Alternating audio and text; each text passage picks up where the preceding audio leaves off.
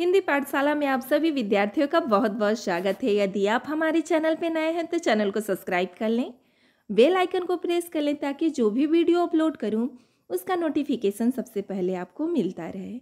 Video अच्छा लगे तो लाइक करना मत भूलें, आपकी लाइक ही हमारी एनर्जी है। आज मैं आपके सम्मुख मैथिली शरण गुप्त जी द्वारा रचित पंचोटी नामक कविता का ये भाग 3 लेकर उपस्थित हुई हूँ। इससे पहले भाग 1 और 2 अपलोड कर चुकी हूँ। यदि देखे ना हो तो देख लें, परीक्षा के दृष्टिकोण से भी ये पाठ अत्यंत महत्वपूर्ण है। तो स्टार्ट करते हैं आज का क्लास। सरल तरल जिन तुहीन कड़ों से हसती हर्षित होती है। एक ही कठिन शब्द को भी स्पष्ट करते हुए चलेंगे। सरल तरल जिन तुहीन कड़ों से, तुहीन का क्या अर्थ होता है? तुहीन का अर्थ होता है ओस अथवा पाला। क्या अर्थ होता है? ओस अथवा पाला। पाला भी लिख सकते हैं, ओस अथवा पाला। स्पष्ट हो गया होगा। कह रहे हैं कभी तो मैथिली शरण गुप्त जी कहते हैं, कभी तो जो प्रकृति पृथ्वी पर जिन ओस के कड़ों से, मैथिली शरण गुप्त जी कहते हैं कि कभी तो प्रकृति पृथ्वी पर जिन ओस के कड़ों से हंसती और प्रसन्न होती सी प्रतीत होती है। करे हंसती हर्षित होती है, हंसती और प्रसन्न होती सी प्रतीत होती है। उन्हीं ओस के कड़ों के माध्यम से अति आत्मयी प्रकृति हमारे, अर्थात उन्हीं ओस के कड़ों के माध्यम से वह हमारे अत्यंत ही निकट, अति आत्मयी, अति अर्थात अत्यंत ही निकट और आत्मीय हो कष्टों से, करे प्रकृति हमारे कष्टों से व्यथित होकर साथ उन्हीं से रोती है, अर्थात कष्टों से या दुखों से व्यथित होकर रुदन करती सी प्रतीत होती है।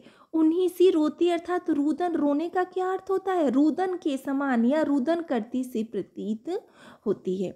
मैं पुनः बता दे रही हूँ आपको, बिल्कुल घबराना नहीं है। एक एक कठिन शब्द को स्पष्ट करते हुए चलेंगे। कह रहे हैं कि सरल तरल जिन तुहीन कड़ों से, मैथिली शरण गुप्त जी कहते हैं कि कभी तो प्रकृति पृथ्वी पर जिन तुहीन कड़ों से, अर्थात ओस के कड़ों से हंसती हर्षित होती है, हंसती और प्रसन्नता के समान या प्रसन्न होती सी प्रतीत होती है।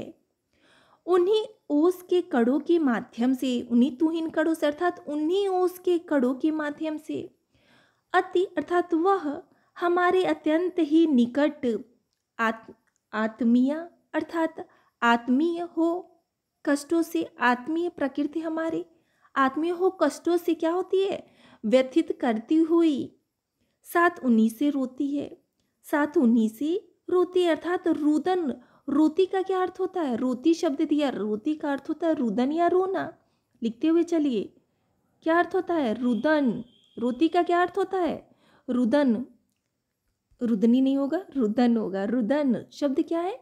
रोती का अर्थ होता है रुदन करती सी प्रतीत होती है। स्पष्ट हो गया होगा। ये किसके विषय में यहाँ कहा जा रहा है? यहाँ मैथिली शरण गुप्त जी प्रकृति का वर्णन करते हुए कह रहे हैं कि प्रकृति कभी ओस के कड़ों के माध्यम से हंसती और हर्षी सी प्रसन्नता की समान प्रतीत होती है, तो कभी ओस के कड़ों के माध्यम से मानो क्या होती है? रोती हुई सी प्रतीत होती है। अब स्पष्ट हो गया होगा। आगे बढ़ते हैं। कह रहे हैं अनजानी भूलों पर भी वह अदय दंड तो देती है। कह रहे अनजाने भूलों पर भी, अनजानी अर्थात जो जानबूझकर न किया जाए, अनजानी भूलों पर भी कभी तो ये इतनी निर्दय और निष्ठुर हो जाती है कि वह अनजाने में, अर्थात जो जानबूझकर गलती नहीं किया गया, उन गलतियों पर भी अदय दंड तो देती है। अदय दंड अर्थात कठोरता से। अदय का क्या यहाँ अर्थ है? अत्यंत या निर्दयता से, निर्दय भी लिख सकते हैं। अदय निर्दय अथवा अत्यंत कठोर दंड। तो कह रहे वह अनजाने में हमारे द्वारा की गई भूलों के कारण हमें कठोर से कठोर दंड तक दे जाती है। करे अदय दंड तो देती है, अर्थात कठोर से कठोर दंड प्रकृति हमें दे देती है। पर बूढ़ों को भी बच्चों सा, कह रहे हैं, आगे कह रहे हैं, पर बूढ़ों को भी बच्चों सा सदैव भाव से सेती है, और कभी कभी इतनी वो दयालु हो जाती है, उसमें इतना ममता हो जाता है, ममत्व उमड़ पड़ता है, ममत्व अर्थात ममता उमड़ पड़ता है कि बूढ़ों को भी बूढ़ों को भी बच्चों अर्थात बच्चों की भांति दया भाव से क्या करते हैं, सदैव भाव से सेती है, सदैव अर्थात सदैव या हमेशा दया भाव से सेवा करती है। स्पष्ट हो गया होगा। यहाँ ध्यान दीजिए, इस पंक्ति में इसमें ये बताया जा रहा है कि कभी कभी कठोर दंड दी जाती है, जैसे भूकंप, अतिवृष्टि और बाढ़। इस प्रकार का जो प्रकृति हमें दंड देती है वो प्रकृति द्वारा अत्यंत कठोर दंड होता है। स्पष्ट हो गया होगा। आगे बढ़ते हैं। 8वें नंबर का क्षमा चाहूंगी, 8वें नंबर का पद आपकी स्क्रीन पे है। कह रहे हैं कि 13 वर्ष व्यतीत हो चुके पर है, मानो कल की बात, वन को आते देख हमें जब, आर्त अचेत हुए थे तात।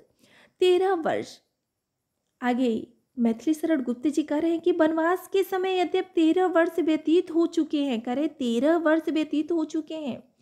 मैथिली शरण गुप्त इन कविता के माध्यम से व्यक्त कर रहे हैं कि किस प्रकार राम विचार कर रहे हैं, लक्ष्मण विचार कर रहे हैं कि 13 वर्ष व्यतीत हो चुके हैं, अर्थात वनवास के समय यद्यप 13 वर्ष क्या हो चुके हैं, व्यतीत हो चुके हैं, बीत चुके हैं, पर है मानो कल की बात, परंतु संपूर्ण बात कल की बात की तरह, कल की बात की ही तरह हृदय पर या हृदय पटल पर अंकित है। हृदय पटल पर अंकित का अर्थ होता है हृदय पे मानो छाया हुआ सा प्रतीत हो रहा है।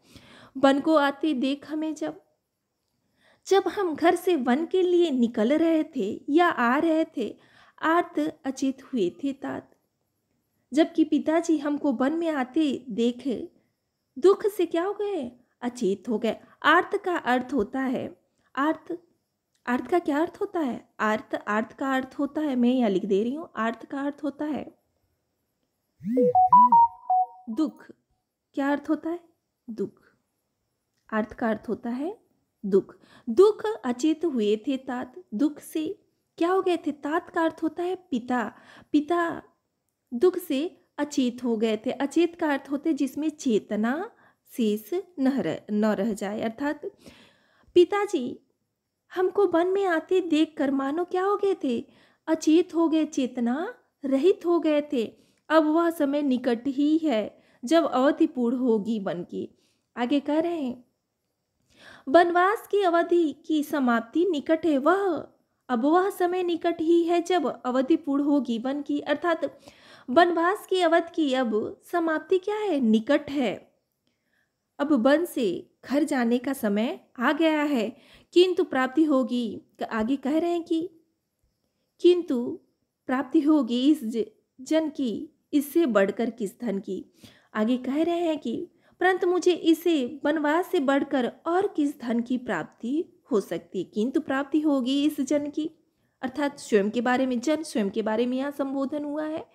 कह रहे हैं कि मुझे इस वनवास से बढ़कर और किस धन की प्राप्ति हो सकती है। भाव अर्थ यह है कि वन में रहते हुए भी उन्हें अनमोल धन सा प्रतीत हो रहा है। 9वें नंबर का पद आपकी स्क्रीन पे है और आज के वीडियो का ये अंतिम पद खंड है और आपकी पंचवटी नामक कविता का भी ये अंतिम पद खंड है जो आपके पाठ्य में निर्धारित है।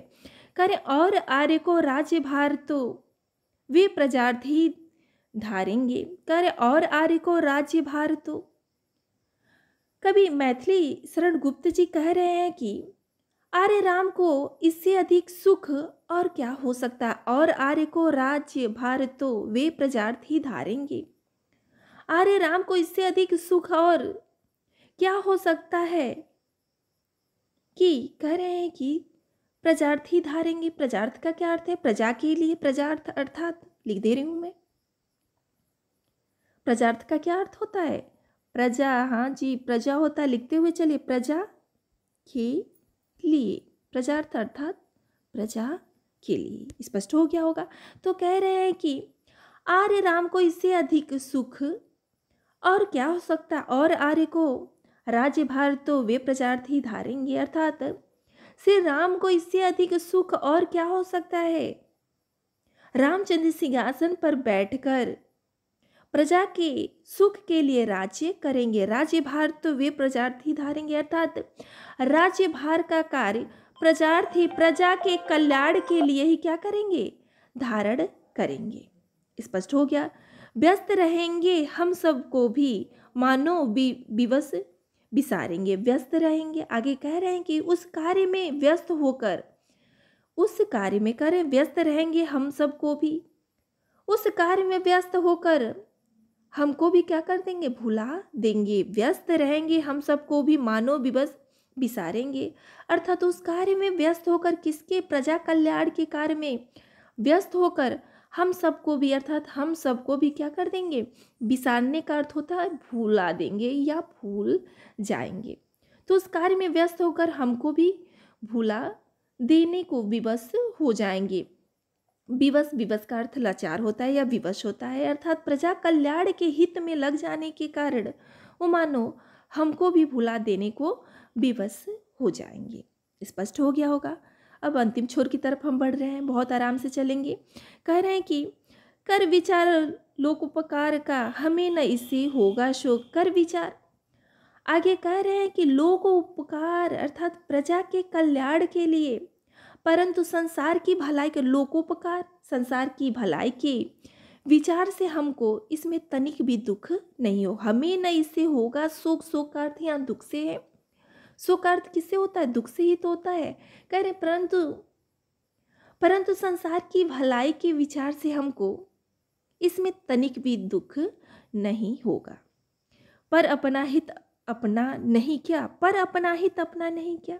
आगे कह रहे हैं किंतु क्या इस मनुष्य समाज राजा का आश्रय न लेकर अपनी भलाई स्वयं नहीं कर सकता। पर अपना हित अपना नहीं क्या, हित अर्थात भलाई, अपना कार्य अपनी भलाई मनुष्य स्वयं नहीं कर सकता। कर सकता है यह नर लोग, अर्थात नर लोग इस संसार में, नर लोग, लोक का अर्थ संसार में, संसार होता है, जबकि नर का अर्थ मनुष्य होता है। इस संसार में मनुष्य राजा का आश्रय न लेकर अपना भलाई स्वयं ही कर सकता है। स्पष्ट हो गया होगा। आज यहाँ आपका पंचवटी नामक कविता का संपूर्ण व्याख्यान संपूर्ण हुए। आज का वीडियो आपको कैसा लगा, अपने विचार और सुझाव को कमेंट बॉक्स में लिखना मत भूलें। इसी के साथ मैं वाणी को विराम देना चाहती हूँ। यदि वीडियो ज्ञानवर्धक लगे तो अपने मित्रों, अपने सहपाठियों में शेयर करना मत भूलें। आज बस इतना ही। धन्यवाद।